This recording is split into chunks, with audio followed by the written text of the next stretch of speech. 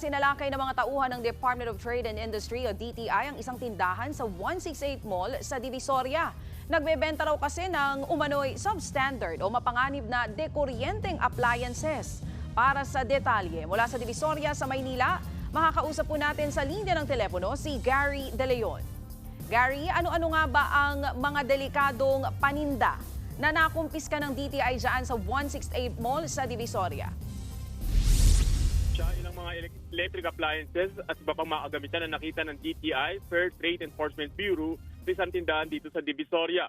Pang mga gawang China at wala umanang Philippine Standard o PS Quality Mark ang mga ito.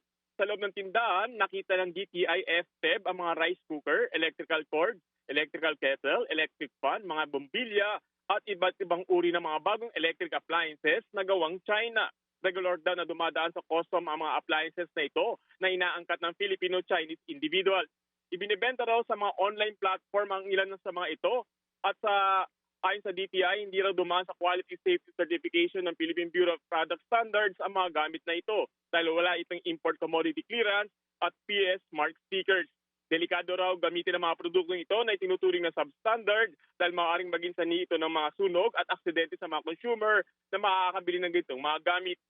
Siya agad sinelyuhan ng DTI ang mga nakumpiskang produkto at binigyan ng 30 araw may-ari ng tindahan para magpaliwanag at magpakita ng import commodity clearance.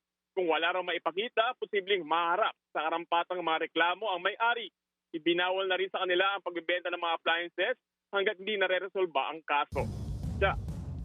Yan nga po ang Express Report ni Gary De Leon mula sa Divisoria sa Maynila. Mga kapatid, Ruth Cabal po para sa mabilis na pasada ng mga balitang dapat niyong malaman, mag-follow at mag-subscribe sa social media pages ng News 5.